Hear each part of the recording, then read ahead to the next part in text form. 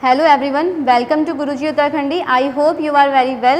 Lecture को start करने से पहले मैं आपको बता देना चाहती हूँ कि जो दूरसंचार में वैकेंसीज आई हैं उसमें जो इंग्लिश का जो पोर्शन है वो मैं आपको कवर करवा रही हूँ। और अगर आपको मेरी डेमो क्लासेस देखनी है तो उसके लिए आपको वेदाश्री लर्निंग ऐप डाउनलोड करना होगा प्ले स्टोर से। और अगर आपको मेरी डेमो क्लासेस अच्छी लगती हैं तो आप उस कोर्स को परचेज़ भी कर सकते हैं। सो हम आज का लेक्चर स्टार्ट करते हैं। तो उसमें 12th क्वेश्चन है हमारा, बेल द कैट।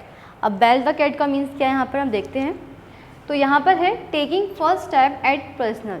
ठीक है, taking first step at personal का मीन्स यहाँ पर क्या होगा, हम बेल द कैट की मीन्स क्या बोलेंगे कि हम जोखिम को जब उठाते हैं, खुद से उठाते हैं जोखिम को, तो हम उसे बोलेंगे जोखिम से उठाना, तो उसे हम बोलेंगे बेल द कैट। ठीक है, जोखिम उठाना का मीन्स क्या हो गया यहाँ पर, बेल द कैट। यानी कि जब कैट भी अगर एग्जांपल ले लीजिए तो कैट भी अगर बेल घंटी लगा के चलती है तो उसे क्या हो रहा है, अगर वो वेट हो रहा है तो वो जोखिम को उठा के चल रही है। तो यहाँ पर जो बेल द कैट का मीनिंग है वो है जोखिम उठाना। ठीक है, उसके बाद हमारा 13 क्वेश्चन है, put the cart before the horse.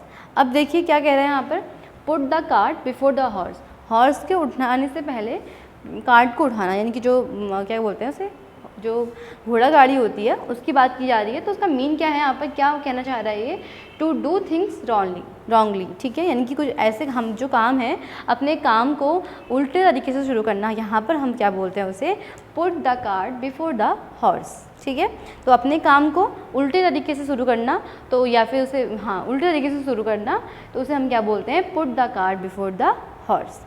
And 14 question है हमारे यहाँ पर, स्वेट ऑफ वंस ब्रो। ठीक है, तो स्वेट ऑफ वंस ब्रो का मीन्स क्या है यहाँ पर देखते हैं। तो इसका मीन्स है हार्ड लेबर। अब यहाँ पर ये मीनिंग जो है वो बहुत इजी है। तो यहाँ पर हमारा जो स्वेट ऑफ वंस ब्रो का मीन है वो क्या हो जाएगा, वेरी हार्ड वर्किंग, यानी कि जो बहुत मेहनत करते हैं, जो लेबर्स होते हैं उनकी बात यहाँ पर हो रही है, जो बहुत मेहनत करते हैं। ठीक है, आपने देखा होगा जो हमारा मकान बनाते हैं, जो लेबर होते हैं वो लोग बहुत मेहनत करते हैं, तो हम उनके लिए यहाँ पर ये वर्ड यूज़ कर सकते हैं, स्वेट ऑफ वंस ब्रो, यानी कि वो बहुत क्या होते हैं, हार्ड वर्किंग होते हैं, बहुत मेहनती होते हैं, तो हम उनके लिए ये वाला इडियम जो है यूज़ कर सकते हैं।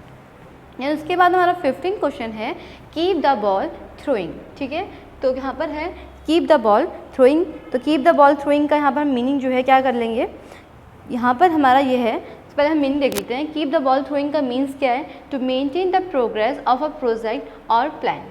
अब मेंटेन यहाँ पर क्या है कि अपने प्रोजेक्ट को और अपने प्लान को मेंटेन रखना, यानी कि उसको क्या करना, स्टेबल करना, मतलब जो चीज़ हम कर रहे हैं उसे जारी रखना, कंटिन्यूस करना। ठीक है, यानी कि इसमें ब्रेक कर दिया उसे, जब हम कोई काम को अपने कंटिन्यूसली कर रहे हैं तो हम उसे क्या बोल सकते हैं, कीप द बॉल थ्रोइंग। ठीक है, यानी कि अब हम अपने काम को कंटिन्यू कर रहे हैं तो उसे यहाँ पर हम बोल सकते हैं कीप द बॉल थ्रोइंग। उसके बाद हमारा नेक्स्ट क्वेश्चन है, फ्लाइंग इन द ऑइंटमेंट। तो यहाँ पर फ्लाइंग इन ऑइंटमेंट का मीन्स क्या है, तो देखते हैं, a slight unpleasant thing that obstruct the employment of something. ठीक है, तो यहाँ पर हम बोलेंगे फ्लाई इन ऑइंटमेंट का मीन्स क्या है।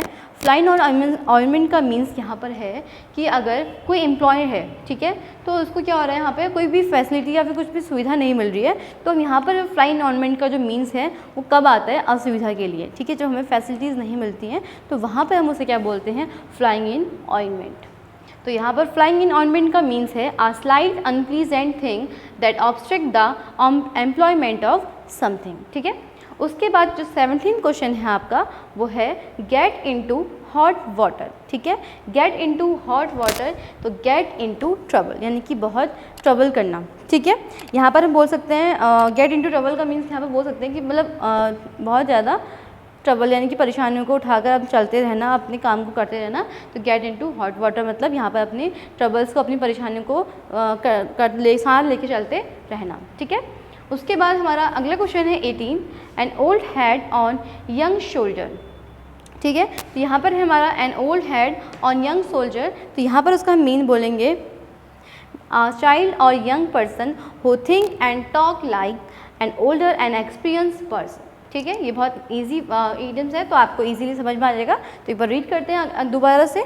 तो यहाँ पर है, an old head on young shoulders, a child or young person who think and talk like an older and experience person, यानी कि जब कोई इंसान अपनी समझ से ज़्यादा ज़्यादा ही अच्छी बातें कर लेता है या फिर कुछ ज़्यादा ही एक्स्ट्रा नॉलेज बोलता है, या फिर कुछ बच्चे ऐसे होते हैं कि जैसे बच्चे की बात कर लेते हैं यहाँ पर, कि चाइल्ड से रिलेटिव बात है। कुछ बच्चे ऐसे होते हैं कि जो उनकी एज होती है और जो उनकी मतलब जो उनकी एज है और उनकी जो समझ है उसके अकॉर्डिंग ना बोलकर उससे ज़्यादा लेवल का बोल देते हैं, तो वहाँ पर हम ये बोलते हैं कि N old head on young soldier. ठीक है, यानी कि वो है तो छोटा बच्चा लेकिन बात तो कैसे करता है, बड़ों जैसी। ठीक है, समझ कैसी है उसकी, बड़ों जैसी। तो यहाँ पर जो है हम लोग कई बार ऐसे बोलते भी हैं हम लोग। ठीक है, जब नॉर्मली हमारे घर में भी कभी कभी वर्ड यूज़ हो जाता है, क्योंकि कभी कभी ऐसे कुछ बच्चे होते हैं जो बहुत एक्स्ट्रा मतलब अंडरस्टैंडिंग कर हर चीज़ को बहुत अच्छे से समझ लेते हैं। तो हम वहाँ पर क्या बोलते हैं कि ये तो अपनी अक्ल से भी ज़्यादा मतलब अपनी उम्र से भी ज़्यादा बड़ा है, क्योंकि इसे बहुत अच्छे से समझ में आ जाता है।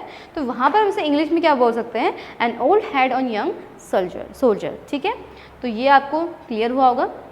देन नेक्स्ट हमारा 19 क्वेश्चन है, make both ends meet to live with one means. ठीक है, फिर से देखते हैं, मेक बोथ एंड्स मीट।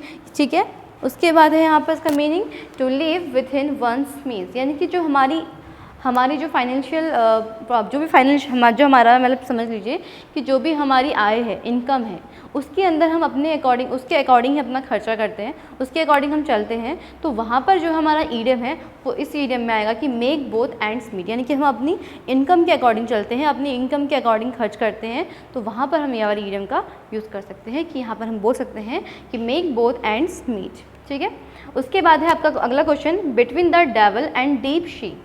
ठीक है, यहाँ पर क्या है देखिए, between the devil and deep sea, तो between the two difficult situation. यहाँ पर है कि जब आपके पास दो सिचुएशंस हैं, डिफ़िकल्ट सिचुएशन, दो सिचुएशंस हैं आपके पास, वो भी डिफ़िकल्ट हैं और उनके बीच में आप फंसे हुए हो, तब आप ये वाला इडियम यूज़ कर सकते हैं कि between the devil and the deep she. कहीं कहीं बोलते हैं ना, हम लोग भी बोल देते हैं नॉर्मल लैंग्वेज में, हमारी बहुत सारे इडियम्स ऐसे होती हैं कि हमारे जनरल लैंग्वेज यानी कि नॉर्मल लाइफ में भी हम लोग यूज़ करते हैं, बोलते नहीं है कभी कभी बार ऐसे कि एक तरफ कुआं है और एक तरफ क्या है, खाई है। तो यहाँ पर उसी चीज़ का मतलब है कि एक तरफ कुआं है और एक तरफ खाई है, यानी कि दोनों तरफ ऐसी सिचुएशन है, दोनों तरफ डिफ़िकल्ट सिचुएशन है और हमको क्या करना है, उसको क्रॉस करना है। और उसको कैसे क्रॉस करते हैं वो हम बाद में देखेंगे। ठीक है, बट यहाँ पर ऐसा होता है कि नॉर्मल लाइफ में हम लोग ये यूज़ करते हैं कि एक तरफ कुआं है और एक तरफ खाई है। तो यहाँ पर वही है कि between the devil and deep sea. उसके बाद 21 क्वेश्चन है आपका, 21, pull the wool over somebody's eyes. ठीक है, तो यहाँ पर जो आपका लास्ट है वो है आपका pull the wool over somebody eyes. तो इसका मीनिंग आपका हो जाएगा टू मिसलीड। ठीक है, तो अब आपके ये क्वेश्चंस हो गए हैं। इसके बाद कुछ क्वेश्चंस और कर लेते हैं। ठीक है, 21 क्वेश्चन हो गए हैं, यहाँ पर थोड़ा क्वेश्चन और कर लेते हैं। तो देखिए हमारा नेक्स्ट क्वेश्चन है 22। तो यहाँ पर है live in an ivory tower. ठीक है, यहाँ पर से देखिएगा 22 क्वेश्चन, यहाँ पे जो हमने क्वेश्चंस कर लिए हैं पहले, 15 क्वेश्चन अलग से जो हमने इससे पहले किए थे, बट अभी 21 क्वेश्चन हमने इससे पहले किए हैं, उसके बाद से 22 क्वेश्चन यहाँ पे हैं। तो उसमें हमारा 22 क्वेश्चन है live in an ivory tower. तो इसका मीन्स क्या है देखते हैं, living in comfort and being unaware of realities of other miseries, यानी कि ऐसे इंसान जो क्या है अपनी सुख को, मतलब कि जो अपनी खुशी को, अपने सैडनेस को, मतलब सेल्फिश कह सकते हैं आप इसको, कि जो इंसान जो है सिर्फ अपने लिए सोचता हो, अपने सुख के बारे में सोचता हो, दूसरों की लाइफ में उसे क्या चल रहा है क्या नहीं चल रहा है उससे कोई मतलब नहीं होता है, सिर्फ अपने बारे में सोचता है, तो उसे हम बोलते हैं live in an ivory tower. ठीक है, यानी कि उसे किसी की मिसरी से कोई भी लेना देना नहीं होता है, सिर्फ अपने से होता है, दूसरों के दुख से उसे कोई भी मतलब नहीं होता है। ठीक है, उसके बाद हमारा नेक्स्ट क्वेश्चन है 23, शेक इन द शूज़। अब देखिए शेक इन द शूज़ का यहाँ मीन्स क्या है, आर ट्रैम्बल विथ फेयर और एपरहेंसेस। ठीक है, तो यानी कि क्या मीन्स है शेक इन द शूज़ का, जब हम बहुत क्या होते हैं, डर से कांपते हैं। ठीक है, तो वहाँ पर हम लोग क्या बोलेंगे, are shake in the shoes, यानी कि डर से कांपना। ठीक है, कई बार जब आपने देखा होगा जो लोग बहुत कभी कभी ऐसा होता है, जैसे हम लोगों के जो झूले होते हैं, ठीक है, जो झूले होते हैं, तो जब हम झूलों में बैठते हैं तो वो जब ऊपर को जाता है, तो जब हमारे जो पाँव होते हैं वो क्या करने लग जाते हैं, कांपने लग जाते हैं। क्यों? क्योंकि हमें अगर किसी को डर, हर किसी के साथ नहीं होता, तो जिसको डर लगता है उसी के साथ ये सिचुएशन होती है। तो वहाँ पर क्या होता है, जो डरता है तो उसके पाँव जो है अपने आप क्या करने लग जाते हैं, कांपने लग जाते हैं। तो हम बोल सकते हैं कि शेक इन द शूज़। ठीक है, उसके बाद हमारा 24 क्वेश्चन है एल्बो रूम, तो सफिशेंट स्कोप टू मूव और फंक्शन। एल्बो रूम का मीन्स ये है कि किसी इंसान को पूरी स्वतंत्रता होती है, ठीक है, अपने कुछ भी करने की जो है पूरी स्वतंत्रता होती है, तो हम उसे क्या बोल सकते हैं, एल्बो रूम। उसके बाद है हमारा मैन ऑफ स्ट्रॉ, ठीक है। अ मैन ऑफ स्ट्रॉ का मीन्स क्या है, अ वीक पर्सन। अब वीक पर्सन का मतलब यहाँ पर हम कह सकते हैं कि जैसे कि कोई फैमिली है, तो फैमिली में मान लीजिए, या फैमिली या फिर कुछ भी कह सकते हैं, या फिर फ्रेंड सर्कल है, तो उसमें क्या होता है कि कोई ऐसा ही पर्सन जिसकी बात का कोई मतलब ना हो, मतलब क्या, अगर हो भी तो मतलब उसकी बात को कोई सुने ना, ठीक है, उसकी जो बात है उसका कोई मत ना हो, उसकी बात पर कोई डिस्कशन ना हो, तो वहाँ पर हम बोलेंगे उसे वीक पर्सन की मैन ऑफ स्ट्रॉ, यानी कि उसकी बात को कोई भी सब इग्नोर कर देते हैं, नॉर्मल्स को कोई नहीं सुनता है, ठीक है, तो उसे हम बोलेंगे मैन ऑफ स्ट्रॉ। 26 क्वेश्चन है आपका यहाँ पर, डाई अ डॉग डेथ। तो डाई अ डॉग डेथ का मीन्स क्या है यहाँ पर, to die a shameful death, यानी कि यहाँ पर मीन्स है कि शर्मनाक, बोल सकते हैं शर्मनाक डेथ, यानी कि शेमफुल डेथ का मीन्स आपको पता है, इसको इतना डिफाइन करने की जरूरत नहीं है मुझे।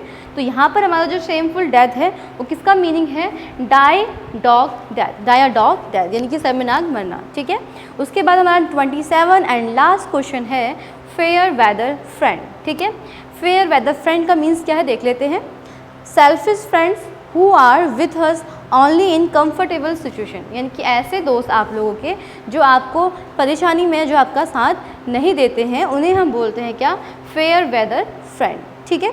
तो देखिए आज हम लोगों ने क्या करे, यहाँ पर हमने ईडियम फ्रेजेस के 27 क्वेश्चंस किए हैं। जो भी आपको मैंने क्वेश्चंस करवाए हैं ये आपके जो है प्रीवियस ईयर्स के क्वेश्चंस में, प्रीवियस ईयर एग्जाम्स में आपके आए हुए ईडियम फ्रेजेस के क्वेश्चंस हैं।